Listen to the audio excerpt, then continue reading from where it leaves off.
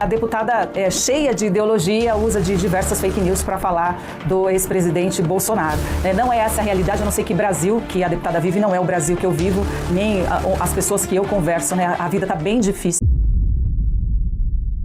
Eles não foram induzidos a isso. Eles tentaram induzir o Brasil a uma situação de golpe e cumprem sentença por crimes gravíssimos. Se estivéssemos sob a égide de uma vitória do golpe que eles tentaram, eles teriam colocado o Brasil talvez em um banho de sangue, em uma guerra civil, em um novo 1964, onde jornalistas seriam perseguidos como Vladimir Herzog, onde políticos seriam perseguidos como Rubens Paiva, onde lideranças como Onestino Guimarães, Elmira Rezende, que foram perseguidas no período da ditadura, seriam agora, onde mães e pais não veriam seus filhos voltarem para casa. É por isso que a democracia é tão cara e tão fundamental. E é por isso que militares devem ser aqueles que dão o exemplo e cumprem a lei, principalmente se eles comandam tropas. Eu defendo que eles não têm dignidade para o exercício do oficialato, de acordo com os termos que são definidos no âmbito da própria norma da vivência e da experiência militar, e que, portanto, eles percam as patentes. Deputada Rosana Vale, ao mesmo tempo, para a senhora, militares condenados no 8 de janeiro devem perder patentes. Bem-vinda, boa noite. Boa noite, cumprimento também a deputada Maria do Rosário.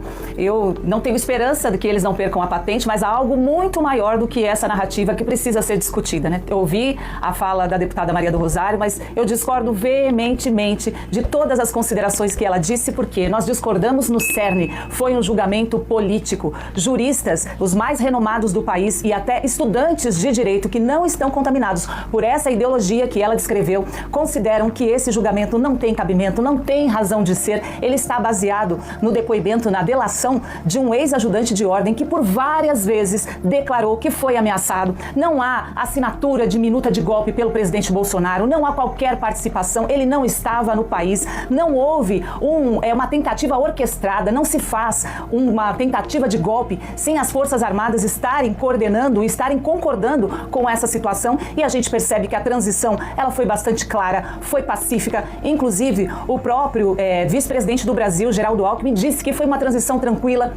O presidente Lula também. Então, nós discordamos aqui porque sabemos que esse julgamento foi um julgamento político, não foi um julgamento justo. Foi bem diferente do que aconteceu com o presidente Lula, que teve amplo direito à defesa, conseguiu recorrer em 4 instâncias. E o presidente Bolsonaro e os demais membros aí que foram condenados, eles não tiveram sequer acesso às provas, não tiveram acesso às imagens. Ou seja, foi uma narrativa orquestrada, e não se trata de falar de Bolsonaro ou dos demais militares, mas de uma narrativa que foi montada contra um homem que resolveu enfrentar o sistema com muita coragem. A tornozeleira eletrônica, a prisão não é sobre Bolsonaro, é sobre uma narrativa de um sistema que não aceita quem resolveu enfrentá-lo com coragem. O presidente Bolsonaro não foi condenado por corrupção, não foi condenado pela Lava Jato, não foi condenado pelo Petrolão, não foi condenado pelo Mensalão. Ele foi condenado por uma narrativa que se impôs sobre o Brasil e que hoje gera medo em um campo político inteiro, que é o campo político da direita. Deputada Maria do Rosário, devolvo o tempo para a senhora, acrescentando mais um ponto, que é a anistia, ela realmente vai andar na Câmara após a prisão de Bolsonaro? Juliana, e quem nos assiste, a anistia é inconstitucional, porque os constituintes, e eu não falei de linhas ideológicas, deputada Rosana, eu falei de Constituição. Quando a Constituição da nação é acusada de ser ideológica, o país inteiro está em risco.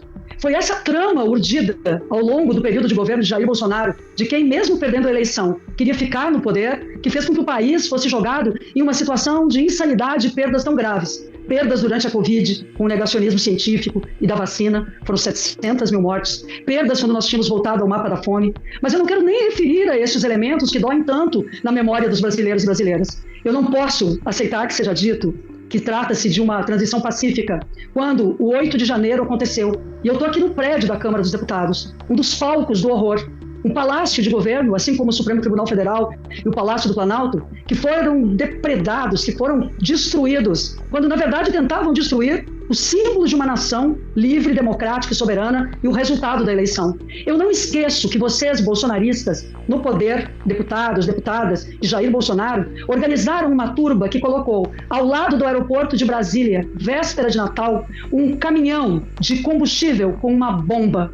Eu não esqueço que invadiram a sede da Polícia Federal e de delegacias, que ocuparam a frente dos quartéis, e eu não posso deixar e desconhecer a tentativa de chamar forças internacionais em uma reunião mentirosa no Palácio do Planalto com os embaixadores, que envergonhou o Brasil, tentando puxar o apoio internacional para a ação golpista, e por isso também todos foram condenados, mas também foram condenados por tramar um assassinato.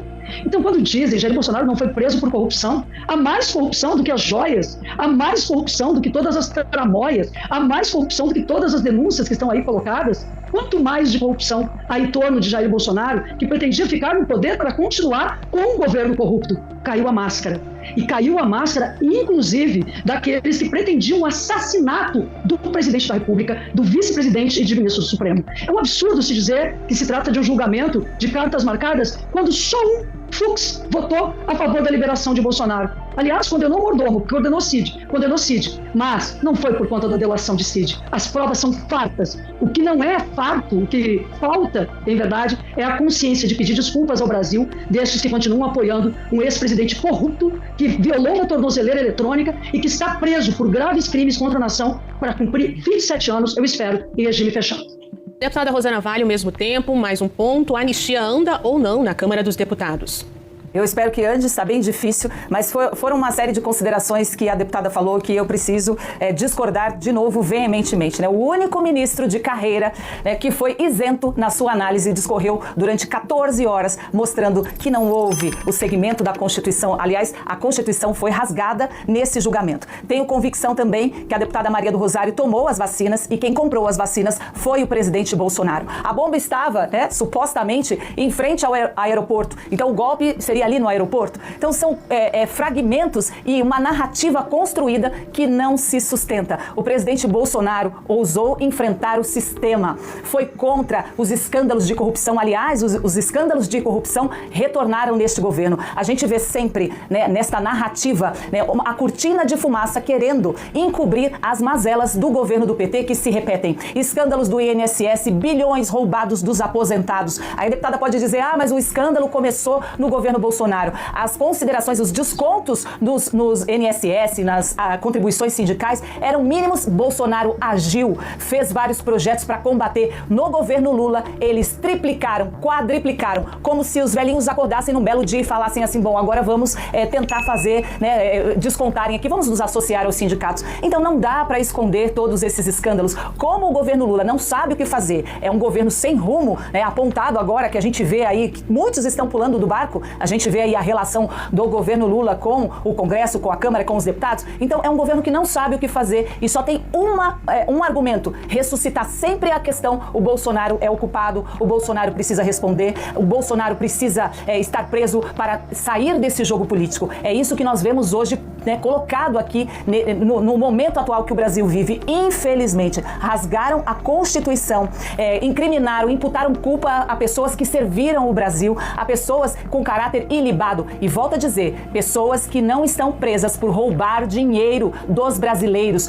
Foi o maior escândalo de corrupção que o Brasil já viu com o presidente Lula. Eu era jornalista na época, cansei de dar plantão ali no Guarujá, no triplex, onde todos falavam ali no prédio que era o triplex que pertencia ao presidente Lula. Então são narrativas que não se sustentam. A esquerda, ela, quando não consegue nos argumentos, nos fatos, ela contamina com a ideologia, com o sensacionalismo, mas isso não cola mais. Os brasileiros que estão acompanhando sabem que Bolsonaro está preso injustamente, porque ousou enfrentar o sistema. E hoje a gente vê de volta todos esses escândalos, o brasileiro vai mal, há desemprego no nosso país, as pessoas não conseguem pagar as suas contas, estão decepcionadas com o governo Lula e o governo Lula não sabe o que fazer, então faz a todo momento trazer de volta a questão e pôr a culpa no Bolsonaro. Eu lamento, que a deputada cheia de ideologia usa de diversas fake news para falar do ex-presidente Bolsonaro.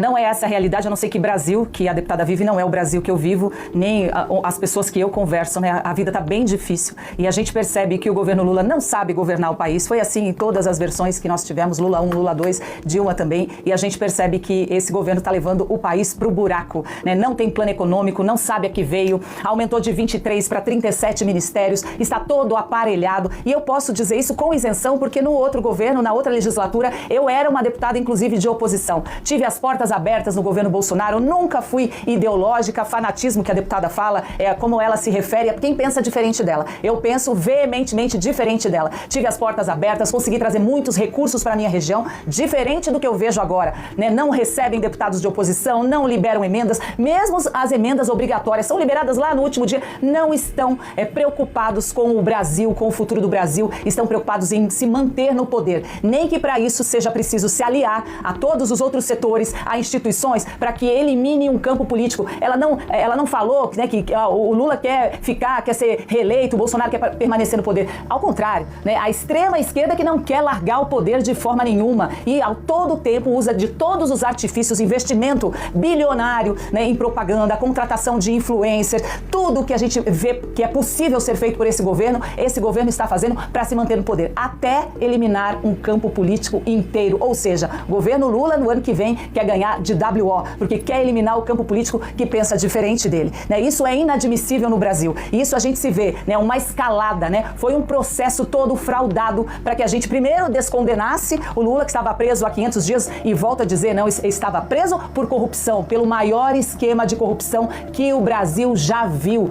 Os delatores, né, não voltaram atrás, o dinheiro foi muitas quantias devolvidas, o dinheiro não é virtual, real, um esquema de corrupção, mensalão, petrolão e tantos outros esquemas. É isso que o brasileiro não quer mais. O brasileiro não quer mais ser governado por um governo corrupto, e Bolsonaro pode erguer a cabeça porque sabe que ele está preso, mas não é sobre ele isso. Ele não está preso por corrupção, ele está preso por uma narrativa de quem quer eliminar o campo político que pensa diferente dele. Durante a campanha, Lula falou que não defendia ditaduras. Durante a campanha, Lula falou que não concordava com o STF politizado, que não concordava em indicar amigos para o STF. Lula falou durante a campanha, mas não se escreve o que ele fala, porque quando assumiu o poder, fez tudo diferente nessa sanha, né, enlouquecida para continuar no poder. É isso que a direita, que os ponderados são contra, porque nós não concordamos com esse tipo, né, de quem pensa diferente de você precisa ser eliminado. E hoje, infelizmente, é o que a gente vê na política brasileira.